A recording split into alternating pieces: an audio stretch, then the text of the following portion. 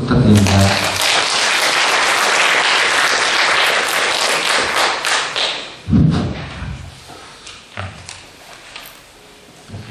여건이 그래서 빈자리도 많고 마지막 시간에 발표를 하게 돼서 빈자리도 많고 여러분들 무한도전하는 시간인데 무한도전을 포기하시고 제 부족한 발표를 들으셔서 감사합니다. 앞 시간까지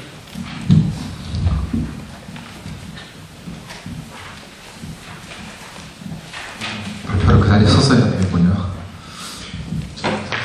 들고 뛰어야 되는데 앞 시간에 저하고 사실은 같은 회사에서 같은 팀에서 일하고 있어요. 김민태님. 하이브리드 플랫폼에 대해서는 여러 가지 플랫폼들에 대해서 그리고 하이브리드란 어떤 것인지에 대해서 말씀을 해주셨는데 제가 발표할 것은 그 중에서 민태님 발표하신 홈갭, 티타늄 여러 가지 중에서 엑스프레스에 대해서만 간략하게 소개를 드리려고 합니다.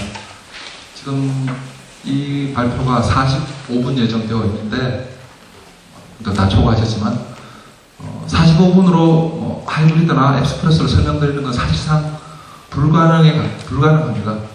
저희가 이걸 가지고 DB진흥원 여기 나이파 외에도 다른 에서 4일간에 걸쳐서 교육하는 과정이 있고 키사라는 곳에서 이틀에 걸쳐서 하는 과정. 예전에 6시간짜리 과정을 했었는데 6시간짜리 과정이 너무 힘들다 아니면 너무 부족한 부분들이 많다라고 해서 시간을 늘려가지고 이틀짜리 정규 과정을 따로 편성을 했어요. 다음 주에부터 해서 한 달에 한 번씩 계속 열릴 예정인데 아마 앞 시간에 발표하셨던 김민태님이 계속 발표를 해주실 거예요. 강의를. 제가 하려고 하는 거는 그런 수준의 강의는 아니고 엑스프레소로 어떤 일들을 할 수 있고 그리고 그런 것들을 실제로 동영상 위주로 미리 준비를 해왔습니다. 엑스프레소 다른 발표를 들으셨던 분들은 어쩌면 재방송이 될 수도 있어요. 재방송이 될 수 있는데 그런 분들은 그냥 재밌는 방송 재방송 본다고 생각하시고 재미는 없겠지만 먼저 앞 시간에 했던 내용인데 간략하게만 보겠습니다. 하이브리드 얘기라는 얘기를 앞 시간에 계속 했었을 텐데요. 오늘 계속 엔스크린 대응이라는 여러 가지 단말에 대응하는 방법 중에 하나가 하이브리드인 겁니다. 오늘 주제는 엔스크린이잖아요. 기본적으로 여러 가지 플랫폼을 어떻게 대응할 것인가.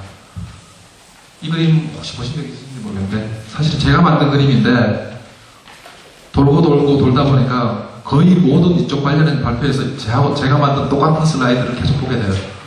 이 슬라이드 이 다음 몇 장의 슬라이드를 제가 원저자입니다. 어쨌든 저거 뭐라고 했죠? 춘추전국 시대. 모바일 플랫폼, 모바일이 막 대세가 되면서 아이폰 이후로 그동안 개발자들이 겪지 못한 상황이 됐습니다. N스크린이라는 게 비단 스크린 해상도에 대한 얘기를 하는 건 아닐 거예요. 데스크탑 시대에도 해상도가 충분히 많이 있었습니까? 근데 데스크탑 시대에도 윈도우 말고 사실 있었어요. 리눅스도 있고 맥도 있고 있었는데 그때는 그 존재들을 무시할 수가 있었습니다. 그래서 사실상 디바이스는 많고 OS도 여러 가지 종류가 있었지만 무시할 수 있었는데 모바일 시대에 오니까 상황이 조금 달라졌어요. 여기에서 보이는 윈도우즈 모바일은 이제 공식 자리에서 이런 얘기가 되는지 모르겠지만 옴렉이라고 불리우는 그죠? 전지전능한 폰으로 폰을 만드는 데 사용된 OS가 윈도우즈 모바일 오른쪽에 있는 무지개 색깔 윈도우즈 모바일이죠. 예전에 윈도우즈는 그런 직업을 받아본 적이 한 번도 없었어요. 제 노트북이 17인치라 거치대가 버티지 못하는 것 같은데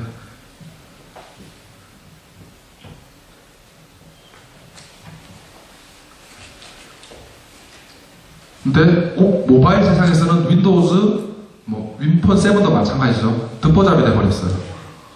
그죠? 예전에 무시할 수 있는 존재였는데 이제 꼭 그런 무시당하는 존재가 되어버렸어요. 예전에는 윈도우즈 말고 다 무시해도 됐는데 여기 나와 있는 건 대표적인 시장 주자들만 모아놓은 건데 지금 현재 넘버원 안드로이드죠. 얼마 전까지는 안드로이드가 아니고 신비안이었는데 몇 주 전에 바뀌었어요. 여러분도 신비안이 듣도 보도 못한 듣보잡이라고 생각하실지 모르겠지만 아직 불과 일주일 전까지만 해도 전 세계 시장 1위는 신비안이었어요. 불과 얼마 전에 바뀌었죠. 안드로이드로. 수익은 돈은 사실은 애플이 더 많이 벌고 있다고 하더군요. 어쨌든 시장 넘버 2인 이거 블랙베리가 맞았네요. 블랙베리. 그 다음에 시장 지금 넘버 3이긴 하지만 돈 잘 벌고 잘 나가는 애플의 아이폰. 그 다음에 삼성의 바다. 250만 대 정도 팔았대요. 250만 대가 전 세계에 250만 대 판 게 맞냐 싶겠지만 윈폰 7이 160만 대 팔았거든요. 그리고 HP의 팜 웹OS가 HP로 인수되고 난 다음에 70만 대 정도 팔았다고 하더라고요. 그러니까 바다가 굉장히 많이 판 거예요. 근데 왜 제 주변에 바다폰이 안 보이죠? 자, 어찌됐건 예전하고 다른 상황이에요. N스크린이라고 해서 스크린 개수가 많아지고 디바이스 해상도가 많아지고 그 얘기를 하는 게 아닙니다. 예전에는 윈도우즈만 지원해도 아무도 뭐라고 안 했어요. 여러분들 아마 웹 개발자분들 기획하시는 분들 많으실 텐데 IE만 지원한다고 해서 누가 뭐라고 그러지 않았어요. 근데 지금은 그런 세상 상황이 아니잖아요. 그죠? 차라리 하나만 지원할 거면은 사파리나 크롬 지원하는 게 나아요. 그러면 최소한 안드로이드나 아이폰이나 블랙베리 6 이후에 있는 블랙베리나 이런 데서 잘 될 거잖아요. 그 사람들이 숫자가 훨씬 많아요. 데스크탑 기기에 다 합쳐서도 억대 단위인데 아마 앞 시간에 그 그래프를 보셨을 거예요. 모바일 시대가 되니까 데스크탑 PC 다 합친 것보다 디바이스 숫자가 수십억 단위로 가니까 이제 당장 저만 해도 집에 가서 TV 틀으면 OLED TV겠죠? 아니면 다른 IPTV 보시는 분들 마찬가지일 텐데 TV에서 TV 업데이트 한다고 위젯 업데이트 한다고 TV를 안 보여줘요. 이상한 세상이죠. TV를 보기 위해서 뭔가 업데이트를 해야 되는 세상인데 TV 보면서 나는 트윗 한다고 나는 동시에 멀티태스킹이 된다고 하죠. 순 차이긴 한데 슬라이드 한 장 가지고 많이 말았는데 앞 시간에 했었던 얘기니까 그냥 간단하게 이미 알고 계실 얘기일 테니 간단하게 넘어가면 그렇습니다. 예전에는 플랫폼이 예전에도 여러 가지가 있었지만 그때는 사실상 하나의 독점된 체제가 있어서 우리가 그런 것들을 고려 대상에 넣지 않았었는데 모바일에 왔더니 상황이 많이 달라졌어요. 넘버 1, 2, 3만 지원하려고 해도 안드로이드, 아이폰, 신비안이에요. 예를 들면 신비안은 우리나라에서 빼니까 신비안 빼고 이래서 윈폰 7 하자고요. 3개인데 더 골치 아픈 건 안드로이드는 자바로 해야 돼요. 아이폰은 오브젝티브-C라는 또 듣보잡이죠. 듣보잡 얘기 자꾸 하면은 검찰에서 불려가던데. 자. 그리고 윈도우즈 모바일은 윈도우즈 모바일 옛날 윈도우즈 모바일이요. 비주얼 스튜디오죠. 비주얼 C++. 윈폰 7 새로 나왔는데 이번에는 C샵으로 하래요. 미고나 신비한 바다 OS는 다 C++입니다. 랭귀지 다 달라요. OS도 물론 다르고 랭귀지만 다르면 그냥 공부하면 되겠는데 쓸 수 있는 함수 이름들도 다 달라요. 기능들도 다 다르고. 그래서 하이브리드라는 방법론이 나오게 된 겁니다. 이 그림은 그러니까 현재 모바일 어플리케이션 혹은 N스크린에 대응하는 여러 가지 종류의 단말에 대응하는 개발 방법론을 그냥 한 장으로 요약하는 겁니다. 굉장히 복잡해 보이지만 그림을 세로로 보시면 돼요. 파란색, 빨간색, 초록색, RGB 보시면 되는데 가장 기본적인 방법은 네이티브로 만드는 거예요. 다 네이티브의 SDK, 안드로이드 SDK, 아이폰 SDK, 반대세에 있는 SDK 혹은 신비안에서 쓰는 신비안 SDK들이 있죠. 다 각각 제공을 하는 SDK들과 그 SDK 사용법들과 SDK의 문서를 보고 각각 공부해서 만드시면 돼요. 신비안은 신비안대로, 안드로이드는 안드로이드대로, 아이폰은 아이폰대로 다 따로 만드시면 되는 거죠. 프로프레이트리 데스크탑 인바이러먼트 경상도 놈이라 발음이 잘 안 돼요. 네이티브 라이브러리스 프로프레이터리 프레임워크스 뭐 저거 하는데 결국은 다 특정 벤더에 종속되어 있는 기능들이라는 얘기가 여기 나오는 거죠. 안드로이드면 구글이 만든 라이브러리라고 구글이 만든 스펙에 따라서 만들어야 됩니다. 그렇게 해서 만들면 네이티브 어플리케이션이 만들어집니다. 가장 기본적인 지금까지 우리가 취하고 있던 방식이에요.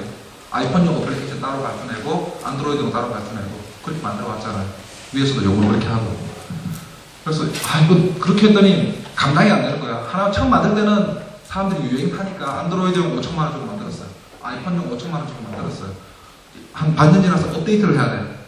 업체에 가서 야 이번에 글자만 고치면 되는데 그냥 싸게 해주면 안 되겠니?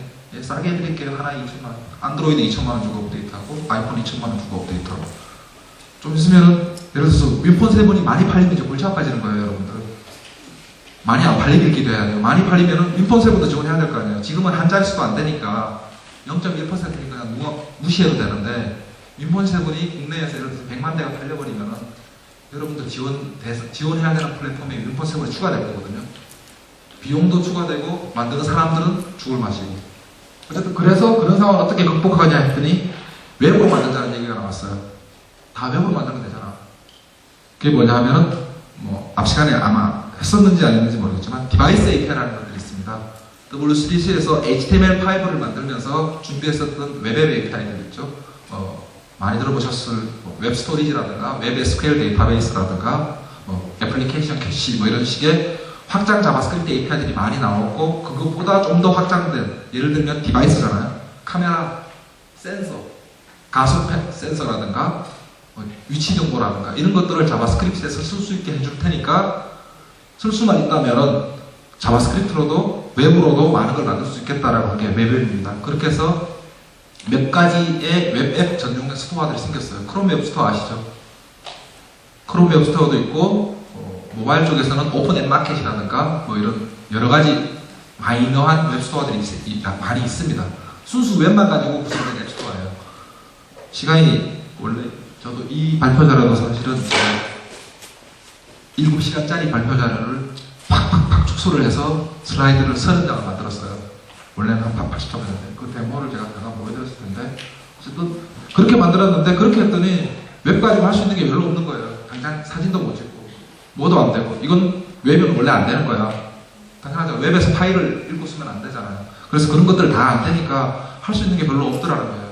그래서 뭔가 방법이 없을까라고 생각한 게 웹으로 할 수 있는 건 다 웹으로 하고 웹으로 안 되는 것들은 저 빨간색 밑에 중간에 있는 거 보시죠. 플랫폼 디펜던트한 디바이스 API를 만들어서 어떻게 해보자. 안 되는 것들을 네이티브의 도움을 받아가지고 적당히 섞어서 만들자. 나머지는 다 똑같습니다. 웹하고 기본적으로는. 그렇게 해서 만들어진 게 하이브리드 모바일 플랫폼이고요. 이 슬라이드는 아마 앞 시간에 제가 했었던 것 같아요. 저하고 같은 회사 다니다 보니까 슬라이드가 공유가 돼서 제가 오늘 현장에 와서 알았어요. 아이씨. 슬라이드 주최 측에 항의를 해야겠어요. 미리 좀 얘기를 해주지. 슬라이드를 만들어 왔는데 겹쳤더라고요. 그러니까 앞에 말씀드렸던 네이티브하고 하이브리드 웹앱의 각각의 장단점을 보면 대충 이런 겁니다. 네이티브는 쉽게 말하면 좋고 빨라요. 대신 만드는데 돈이 많이 들어갑니다. 많이 들어가는 이유는 다른 게 아니라 각각 따로따로 만들어야 되기 때문이에요. 작년까지는 그거 아니더라도 비쌌어요. 왜냐하면 만들 줄 아는 사람이 적었기 때문에. 근데 지금은 작년보다 많이 내려가긴 했는데 비용은 똑같은 이유가 작년 이맘때만 해도 우리 안드로이드 어플리케이션 100%를 안 해도 됐거든요. 이제 안드로이드 만들어야 되잖아요. 2걸 만들어야 된다. 그런 거예요. 저 시간에 해두는 거라 제 방송은 참 힘들죠. 네. 순수 웹으로 만들면 오픈 나왔습니다. 오픈 웹 스탠다드 듣기 좋은 말들이죠. 개방형이고 표준지향적이고 다 좋은데 접근성도 있고 그러니까 다 좋은데 뭐가 문제냐면은 성능도 안 나오고 프로그램 퀄리티도 안 나와요. 그러니까 공짜 앱으로 나오는 것들은 웹으로도 사실 대부분 커버가 되는 앱들이 많거든요. 근데 그런 앱들은 돈을 못 버는 거지. 돈을 벌려면은 네이티브에 필적할 만한 뭔가가 있어야 돼요. 좀 스페셜한. 그래서 하이브리드라는 게 나왔는데 정리를 해보면 하이브리드의 플러스 배경은 이런 겁니다. 글자가 잘 안 보이는데 오른쪽에 디벨로퍼 코스트, 개발 코스트가 네이티브는 제일 많아요. 네이티브는 개발 코스트가 많지만 대신 어플리케이션의 퀄리티도 굉장히 좋습니다. 웹으로 만들자고 했더니 개발 비용은 좀 적게 드는 거 맞아요. 맞는데 퀄리티 같이 떨어져요. 이래서는 안 되잖아요. 그래서 우리가 원하는 지향하는 목표점은 뭐냐면 개발 비용도 적고 적은데 어플리케이션 퀄리티는 좋은 저 왼쪽에 있는 베스트 우리가 원하는 건 저거예요. 근데 세상 만사가 이렇게 하나 내 마음대로 되는 게 아니라서 저런 건 절대 없거든요. 다만 오른쪽에 있는 월스트만 아니길 바랄 겁니다. 그래서 하이브리드는 기본적으로 네이티브하고 모바일의 중간점에 있는 개발 비용이 적절하게 들어가면서 적절한 퀄리티를 낸다라는 걸 목표로 하고 있고 만일 앞서가서 보셨는지 모르겠는데 제가 2D 얼굴 인식이라는 앱을 만들어서 어쩌다 보니까 그걸 만든 덕분에 여기저기 강의에 많이 불려다니고 있거든요. 그 앱을 만들면서 비용이 적게 들었냐면 개발 비용이 적게 들지 않았어요. 왜냐하면 네이티브와 똑같은 수준의 퀄리티를 보냈거든요. 외부로 네이티브와 동일한 퀄리티를 만들려고 하면은 개발 비용은 사실상 똑같이 드는 거예요. 싸다는 말은 말짱뻥이라는 얘기가 되잖아요. 그럼에도 불구하고 말짱빵이 아닌 게 뭐냐면 똑같은 비용이 드는데 한 번 만들어서 아이폰, 안드로이드 두 개 쓰면은 50% 절감한 거잖아요. 그죠? 단지 하나를 만들어서 여러 개의 플랫폼 커버하는 것만으로도 이미 비용이 절감이 되고 있는 거예요.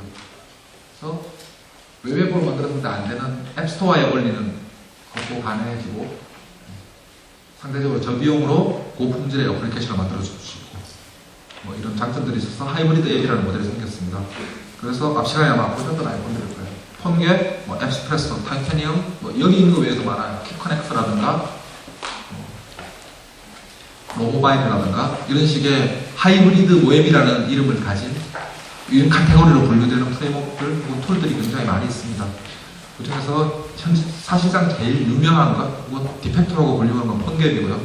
오픈소스에 굉장히 개발도 활발하게 진행이 되고 있어서 여기저기서 스폰서가 많이 들어오기 때문에 잘 나가는 우리로서는 사실 배가 아파서 우리가 먼저 시작했는데 있고요. 타이타니움이라는 제품은 원래는 데스크탑 기반의 리아 솔루션이에요. 리아 아시죠? 인터넷 사내용으로 보통 만들어지는 엑스 인터넷 솔루션들 그런 형태의 솔루션이었는데 웹이 유행하니까 그 제품을 웹용으로 개량을 해서 만든 게 타이타니움 모바일입니다. 그래서 타이타니움은 요즘에서 유일하게 데스크탑, 그러니까 윈도우즈 맥 리눅스를 지원해요. 그리고 엑스 인터넷이니까 말 그대로 장단점은 앞 시간에 다 배우는 것들이라서 그래서 앞 시간에 한 것들을 빼고 저는 이번 시간에는 엑스프레스에 대해서만 해보도록 하겠습니다.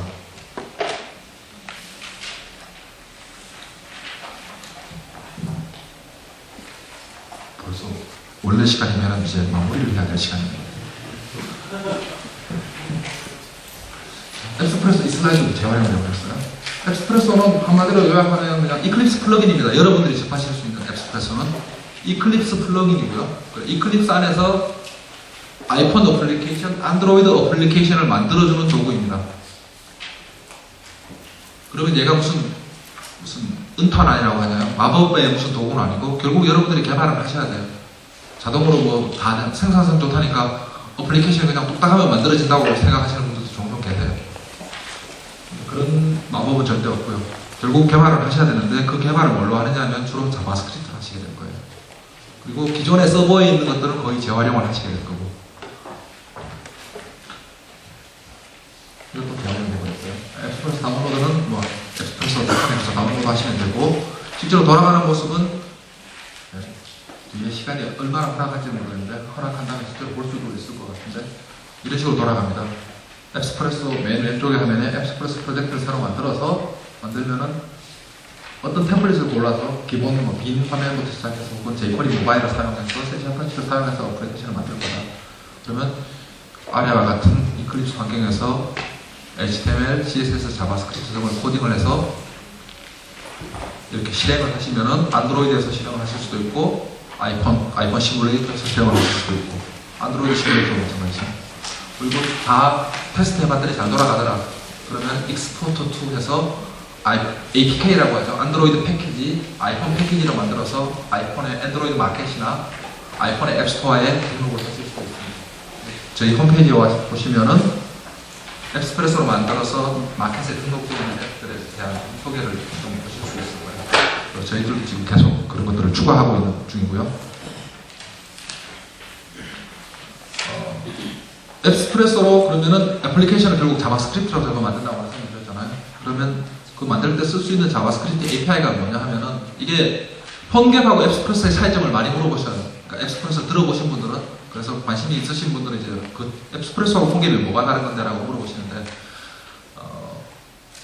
구체적으로 많이 다르겠죠. 근데 기본적으로 동일합니다. 기본적으로 동일하는데 개발자 입장에서 혹은 사용자 입장에서 가장 큰 차이는 뭐냐면은 폰갭은 자기 나름대로 만든 API를 사용을 합니다.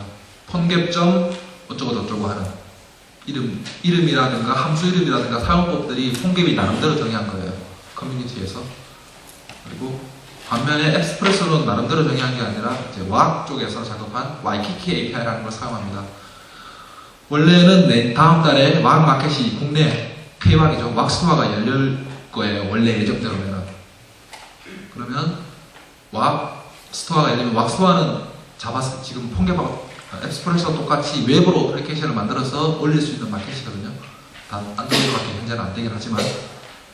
그래서 그때가 되면은 그 엑스프레소도 기본적으로 왁 스토어에 대한 지원을 염두에 두고 지금 만들어졌는데 왁 스토어가 지금 아직 파이널라이징이 안 돼서 저희들이 계속 어떻게 손을 못 대고 있는 중인데 왁 스토어가 오픈하게 되면 엑스프레소가 왁 어플리케이션을 만드는데도 쓰이게 될 거다라는 겁니다.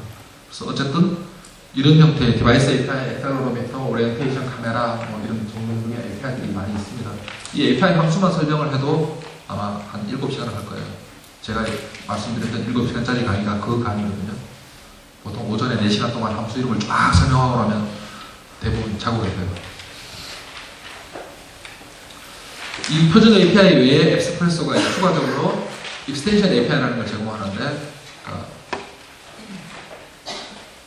일반적이지 않은 특별한 경우, 예를 들면 뭐 DRM을 해야 된다든가 전자결제를 암호화를 해야 된다든가 이러면은 외부로는 힘들겠죠. 물론 자바스크립트로도 암호화 할 수 있어요. 할 수 있는데 혹은 이미지 프로세싱 할 수 있겠죠. 이미지를 푸딩 카메라처럼 돼서 뭐 빨갛게 파랗게 바꾸고 필름에다가 무슨 로고 효과도 내고 이렇게 만들 수 있을 텐데 그건 제가 보기엔 삽질이거든요. 그런 건 사실 C가 훨씬 더 잘하는 일이고 자바가 훨씬 잘하는 일이고 이미 만들어진 라이브러리가 많이 있으니까 그런 거를 재활용하고 싶다면은 이제 여러분들이 원하는 걸 플러긴으로 만드시면 돼요. 저희들이 기본적으로 제공해주는 플러긴 외에 커스텀 API라고 해서 여러분들이 오브젝티브 C나 안드로이드의 자바를 이용해서 어떤 함수를 만드시면, 기능을 만드시면은 그 기능을 자바스크립트에서 웹에서 호출하실 수 있도록 하는 길을 열어놓은 겁니다. 이런 것들이 있다는 거고요. 실제로 디바이스 API는 함수가 아니고 기능 목록입니다. 디바이스 API라는 디바이스 API.x로 이렇게 보여드리면 좀 뜬금없는 것 같은데 이게 그냥 적은 단어가 아니라 제가 일부러 소문자로 적었습니다. 변수 이름이라고 생각하시면 돼요.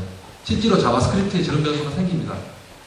여러분들 자바스크립트 코딩 해보신 분들도 계시고 아니면 웹 쪽 하시는 분들도 아마 아실 텐데 윈도우나 도큐먼트 같은 변수들 있잖아요. 그런 것처럼 원래는 이게 없어요. 원래는 디바이스 API라는 변수는 없거든요. 자바스크립트에. 근데 엑스프레스를 쓰시게 되면은 혹은 여러분들이 차후에 왁의 어플리케이션을 개발하시게 되면은 이 변수가 갑자기 생기는 거예요. 없었던 변수가. 구체적으로 여기 있는 게 대소문자까지 그대로 변수 이름이에요. 디바이스 API라는 변수, 디바이스 API 안에 또 멤버 변수가 액셀러로미터도 있고 오리엔테이션도 있고 이런 변수들이 있다는 거예요. 그러니까 폼으로 적은 게 아니라 실제로 변수 이름입니다. 각각의 예를 다 보면은 많이 살 거기 때문에 몇 가지 이으로 와서 임팩트가 있는 놈들만 골라서 예제 코드와 동영상을 준비했습니다. 여기 개발자분들이 얼마나 계시나요? 나는 개발자다. 가수 말고요. 한 3분의 1 정도는 되신 것 같은데. 보통 HTML5 강의나 컨퍼런스가 있으면은 기획자나 디자이너분들이 많이 오시거든요. 그분들 있는데 아까 낮춰놓고 이 슬라이드를 딱 펴면 사람들이 그때부터 사람들이 한숨이 팍 납니다. 뭐 어쩌라는 거야? 디자인 하시는 분들한테 이거 개발하라고는 하진 않을 테니 걱정 안 하셔도 되는데 일단 액셀러로미터는 뭐냐면 가속 센서입니다. 아시죠? 여러분들이 폰을 움직이는데 어느 방향으로 얼마나 빨리 움직이는다는 거예요. 어느 방향으로. 그래서 이거를 어떤 식으로 그러니까 이 코드에 따르면 10ms마다 한 번씩 간격으로 이 값을 측정할 겁니다. 측정을 해서 넘겨오면은 그 값을 이용해서 어떻게 하겠다. 이걸 어디다 쓰겠습니까? 예를 들면 뭐 자동차 경주하는 게임 같은 거겠죠. 내가 아이폰을 들고 핸들, 여러분들 카트라이더 있었잖아요. 아이폰용 카트라이더처럼 이런 게임을 만들겠다. 그럼 이런 가속 센서가 필요해요. 근데 원래 자바스크립트는 이게 안 되거든요. 라고 하면 뻥이고 아이폰 4.2, iOS 4.2하고 안드로이드 2.3부터는 그게 돼요. 이런 디바이스 API라는 거 대신에 내비게이터 좀 이렇게 해서 할 수 있는 표준 API가 생겼습니다. 어쨌든 이거를 쓴 예를 보시겠습니다.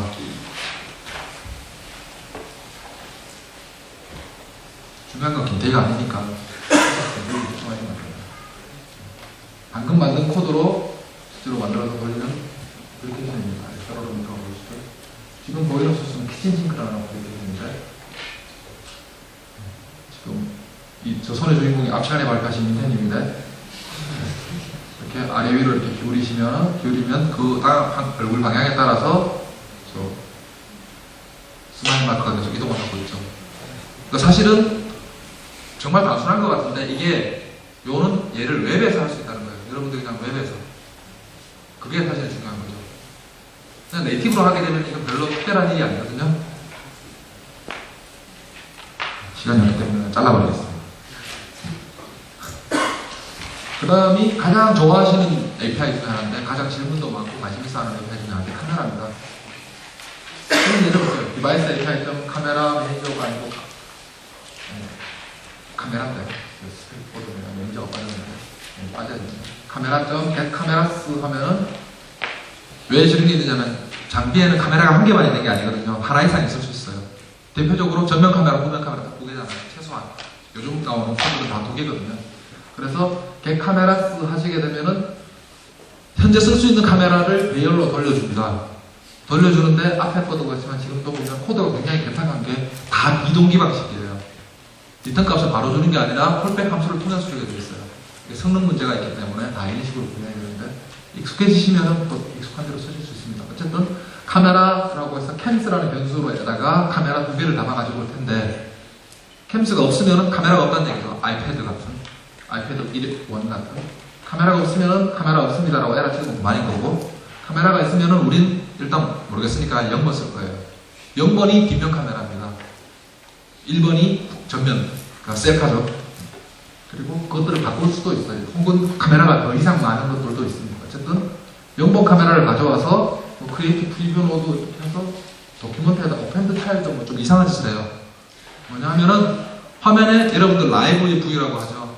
카메라를 켜시면은 현재 아직 셔터 찍은 거 말고 뷰 파인더 화면이 계속 보이잖아요. 그 상태에서 보고 내가 마음에 드는 그림이 나왔을 때 셔터를 누르니까 그 라이브 뷰 화면을 만들기 위해서 저 프리뷰 노드라는 코드를 먼저 작성을 해야 돼요.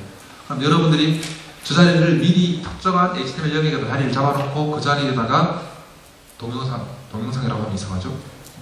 라이브 뷰인데 라이브 뷰를 표시하실 수가 있어요. 그리고 그거를 사진으로 찍어서 디스크에 저장하고 혹은 서버로 업로드를 하고 이런 동작들을 하실 수가 있는 거예요. 코드는 제가 감을 어떤 식인지 스크린샷만 보여드리면 뻥 같으니까 보여드릴 거고 뻥이 아니라는 걸 제가 보여드리기 위해서 실제로 카메라로 만든 예를 보도록 하겠습니다.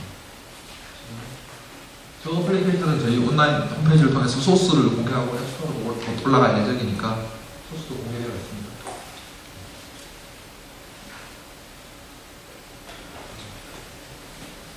이제 어디선가를 분산이 많이 나있어서 끝이가 다 나요. 지금 보시면 전등이 없었죠. 전등이 없으니까. 그래서 사진을 찍어서 찍은 사진을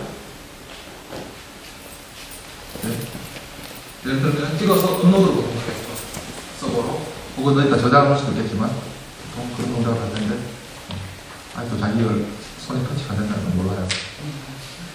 방금 찍은 사진이 지금 보시는 이 화면이 다 웹이거든요. 방금 보시는 이게 제코리 모바일이잖아요. 웹 화면에다가 방금 찍은 사진을 쓸 수 있다는 얘기는 저 사진을 업로드 하실 수도 있고 혹은 저 이미지를 이미지로 변형하실 수도 있을 거예요. 지금 갤러리에 들어가 있는 것들 마찬가지로 갤러리에 들어가 있는 사진을 하나 골라서 그걸 가져갔습니다. 이 동작 자체는 일반적인 어플리케이션에서는 거의 항상 들어가는 동작이에요. 그죠? 트위터 앱을 만들든 페이스북 앱을 만들든 하다못해 무슨 동네 게임을 만들어도 사진 찍어서 올리고 아니면 자기 사진첩에서 사진 골라서 올리고 노총각은 대면날 자랑하는 자기 아들내미 사진인데 지금 방금 보셨던 거 아이콘 이번에 안 들어오는데 똑같은 데 보니까 보시면서 들으시면 좋습니다.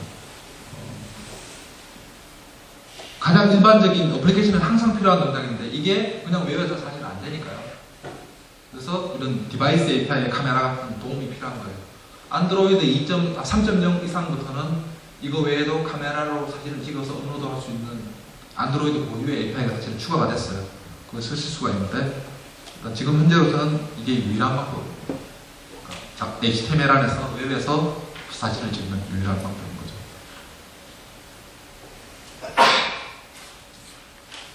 이런 식으로 사용을 한다. 다음 갤러리 선택해서 보여주겠죠.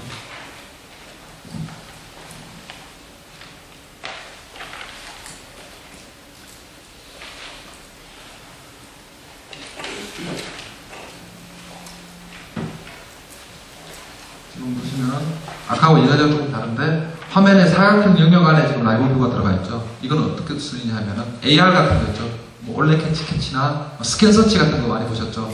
화면에 라이브 뷰가 보이면서 그게 왜 AR인지 모르겠는데 그 위에 날파리가 사진 위로 막 날아다니잖아요. 그럼 그거 터치해서 잡으라고 하는데 일명 본인들 말로는 증강현실이라고 하는데 현실이 증강되면은 다리를 그렇게 크게 날아다니는 거 아니에요. 화면의 특정 영역에다가 내가 라이브 뷰를 만들 수 있다는 건 굉장히 좋은 기능이거든요.